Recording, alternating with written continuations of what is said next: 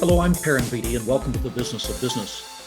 Throughout the pandemic, I'll be having a series of conversations with leaders from both the public and the private sectors. My guest today is Todd Winterhalt of Export Development Canada. Todd was appointed Senior Vice President, Communications and Corporate Strategy in May of 2019, with the marketing group added to his portfolio in 2021. Now, in addition to all of that, the responsibility for both external and internal communications, his team is charged with developing the organization's long-term corporate strategy in support of Canada's exporters and international investors.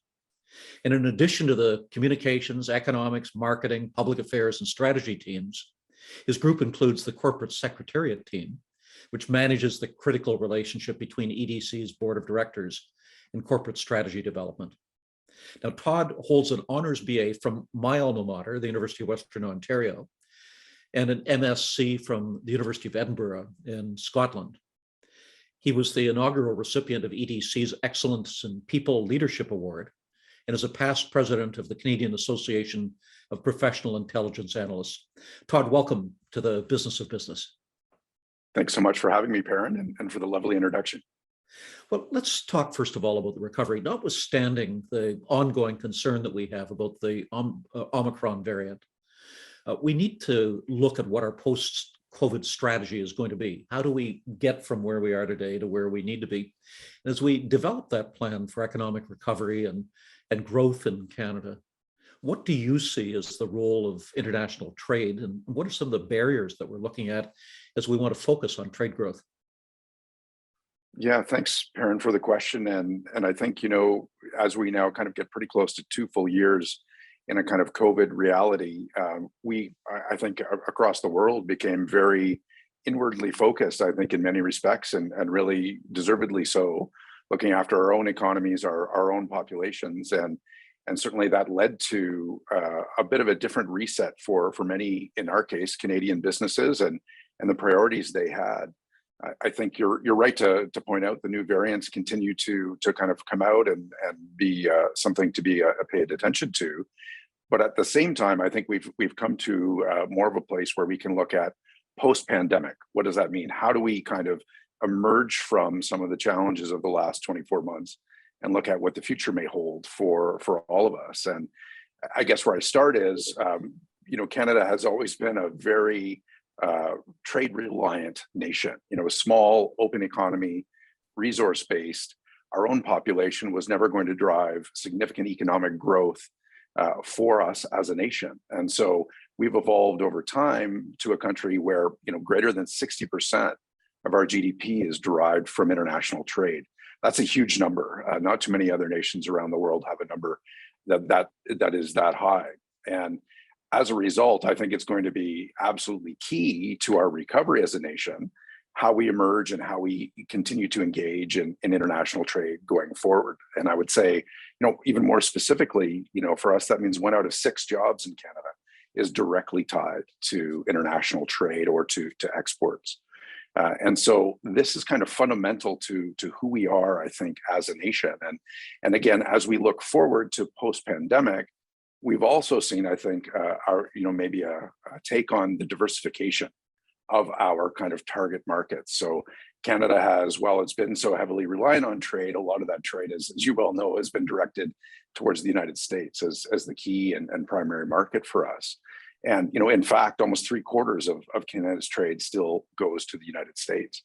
I think coming out of the pandemic, there's a real opportunity to kind of revisit that and think a little bit about how do we, kind of expand our customers, our target markets, so to speak, and really give us a way to mitigate some of that single market risk. And so you talked a little bit about the challenges as well inherent post-pandemic. I think, that diversification is, or lack thereof, is a challenge that we absolutely have to overcome as a country. I think in so doing, we look at where is the growth coming from in the coming years and beyond. And at EDC, we would look at it and say there's really a short-term, medium-term, and long-term scenario there. Short-term, certainly in terms of the kind of the CUSMA markets of the US and Mexico, there'd be immediate growth there. But as we look a little bit longer term, we look at CETA and the European markets and the opportunities there. Real strong opportunities for Canadian companies in the near term, in the midterm, to expand into Europe. And then finally, Asia, I think, is really going to drive growth, and it'll be the engine of demand for the next 10 years. And so for Canadian companies, as they come out of the pandemic, they need to understand, yes, immediate near-term opportunities in the US, but we have to be able to do things in parallel and think longer term about opportunities more broadly around the globe. So as we look at developing the strategy, it's clear with 60% of the GDP dependent upon international trade, we can't have the sort of growth that we want to achieve without focusing on the whole area of international trade. But you're making the point, I think, correctly, that we have so many eggs in the American basket that it's critical for us to diversify, presumably not to do less in the US, but to do more with others. And you've highlighted some of the areas where we have a potential for growth and where we have today, in some cases, trade agreements already in place that open the door to Canadian businesses. If this is so critical to us, and if we do have the door open in that sense, what are some of the barriers that we still have to overcome? Yeah, so I think, there's some immediate barriers directly in front of us, Perrin, and maybe I'll start on the positive and then go to the barriers. I think, as Canadians, our brand is very powerful. So regardless of product or service, domestic market or international, Canada does still stand for quality. It stands for reliability. It stands for safety in terms of our products and services internationally. And that's a wonderful place from which to start.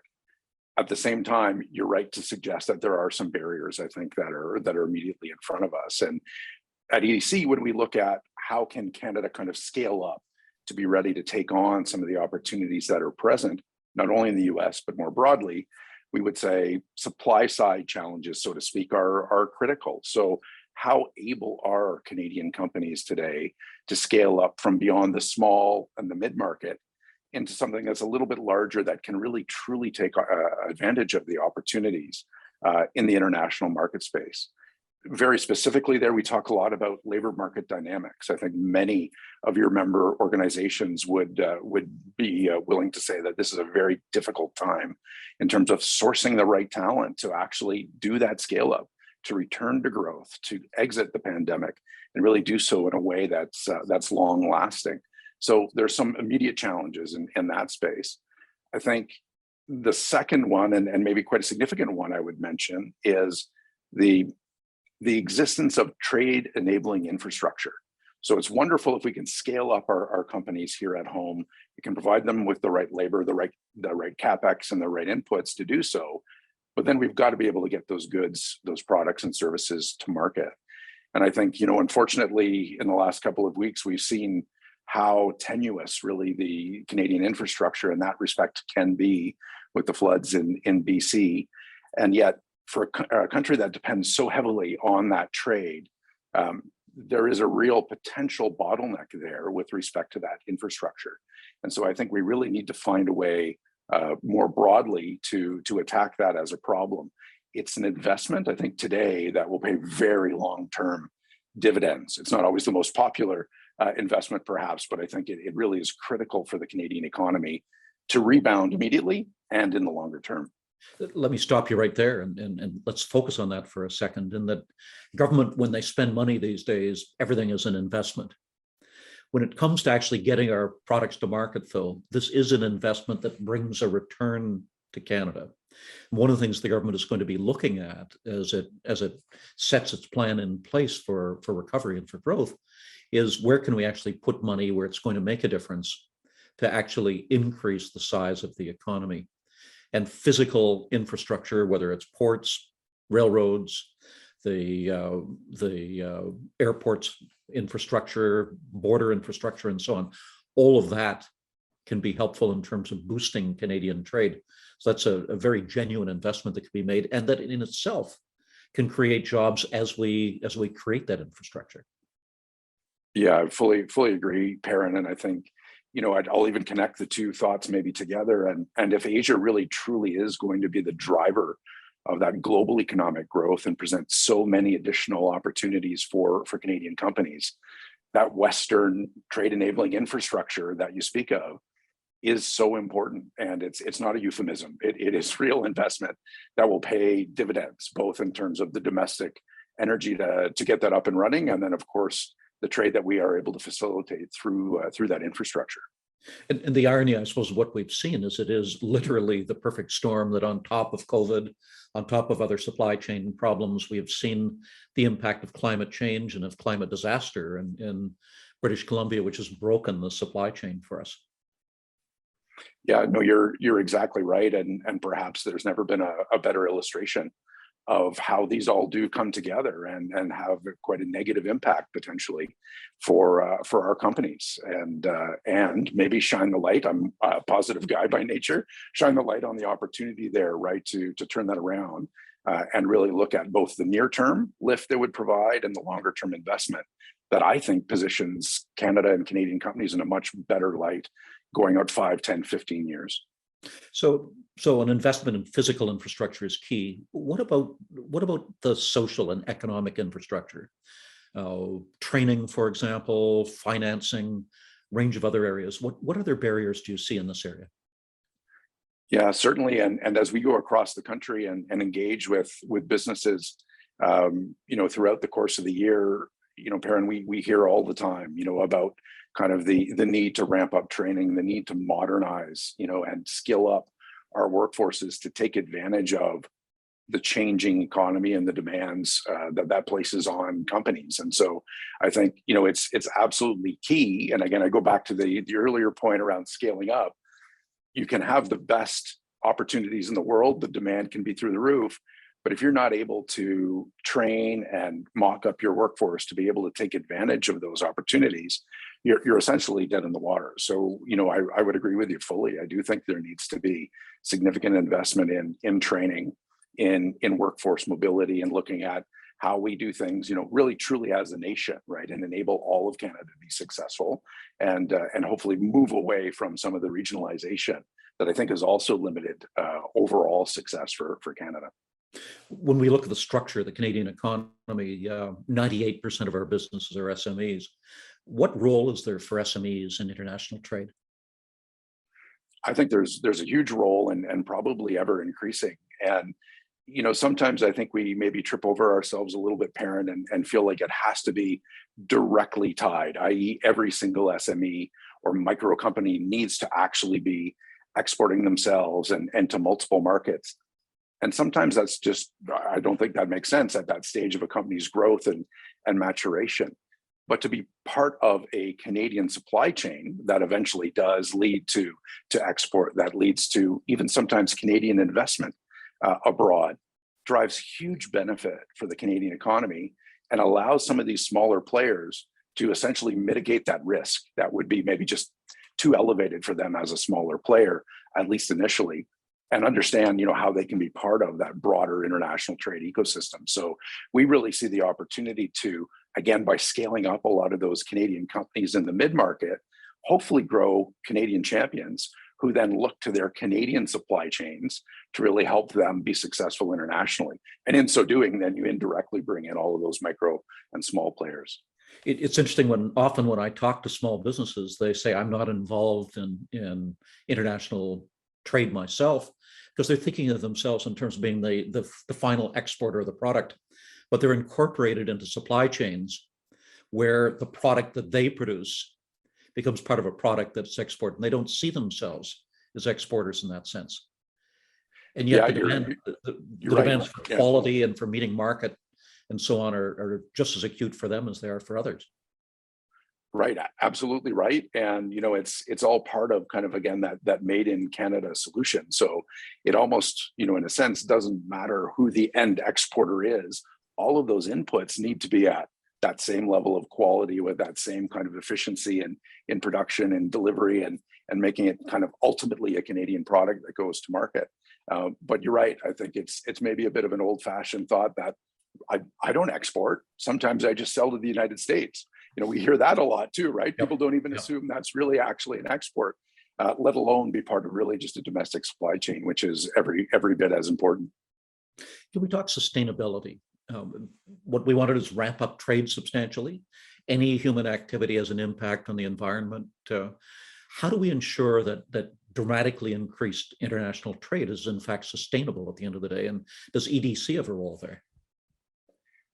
Yeah, it's the question of our time, I guess, Perrin, and certainly not that far removed from COP26 and a lot of the news that that came out of that event. I mean, yeah, absolutely. I think we have to move away from seeing economy and environment, for example, or climate as independent conversations. They really are the same conversation. And so as we move forward to address some of those issues around sustainability, we look at both sides of the coin.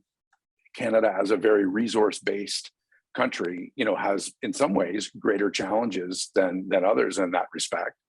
And yet I would say greater opportunities at the same time. So, this isn't kind of a binary situation. This isn't a light switch that goes on or off, but rather it is about transitioning from our current economic reality to a future one that is much more sustainable, to your point. And so, yes, absolutely, we need to look at how do we help companies transition who are in industries today who are more carbon intense, who have a greater carbon footprint. How do we help them transition to a new reality that lowers that impact, frankly, on the planet, on the environment? The flip side of that coin, though, is how do we really give more visibility, more airtime, more encouragement to the Canadian companies who are in the clean tech space, for example, or green tech, who are actually coming to market with products, with services, with technologies that will dramatically assist in the transition of some of these more carbon intense industries, or who in their own right have applications that are immediately useful for not just Canadian companies, but companies around the world. And so I think we have to look at both sides of that. One is how do we lower the existing footprint of those really more carbon intense areas and give more visibility and more support. And that can be financial. As an example, you asked about how does EDC help in that respect. And so maybe that is a good place to go next, just quickly, is to say, at EDC, we've been looking at clean technology as a key sector for us now for about 10 years. And back in 2012 was pretty small. There was maybe 24 companies EDC worked with at the time. In the intervening decade now, almost, that number is now north of 300 Canadian companies, and we've provided about $13.5 billion in financial support to help them with their journey and their exporting journey. So to be successful internationally and to really kind of give that visibility, I think, to that Canadian clean tech ecosystem. Of course, it's not done alone. It's in partnership with a wide variety of our government colleagues. So whether that's in the Trade Commissioner Service, whether that's in Environment and Climate Change Canada, Natural Resources Canada, you name it, through our industry associations and partners, it's been a partnership kind of exercise. But we've really seen that industry take off, so much so that I think now we would say probably almost 300,000 Canadians are directly employed in the clean tech or environmental sector. And that's only going to continue to grow. So, I think we do have to look at both sides of it. Yes, reduction and transition where required, but also really, and again, it's that word, investment in those new technologies that really help change that sustainability conversation. In your answer, you referred a couple of times the word transition. Often we hear today a talk of a just transition. That's comparatively new terminology. There doesn't seem to be a universal definition of what this means. To you, what does the expression just transition mean?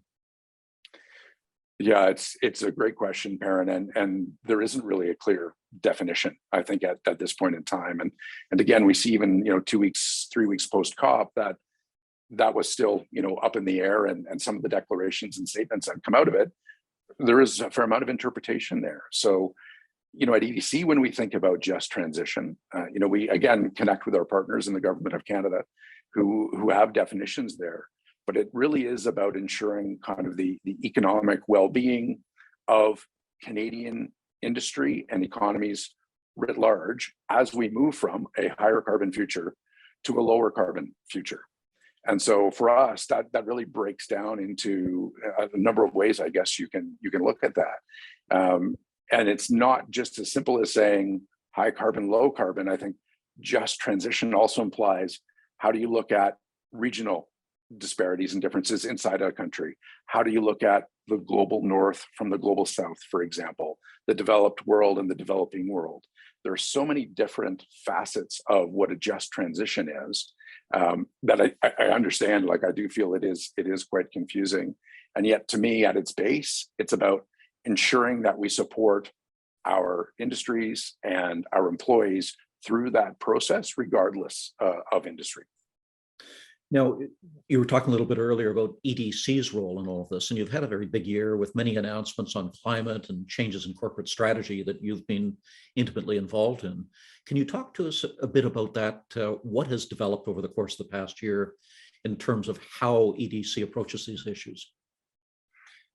Yeah, so I think we were very honored to be invited to be a delegate at COP this year, and so had a chance to really, as an export credit agency, mostly tied to providing financing or insurance products or knowledge to our Canadian companies, to actually be present and see that conversation as it unfolds, and to better understand, again, always coming back to the Canadian company from our perspective, how we can assist, how we can help Canadian companies really truly transition.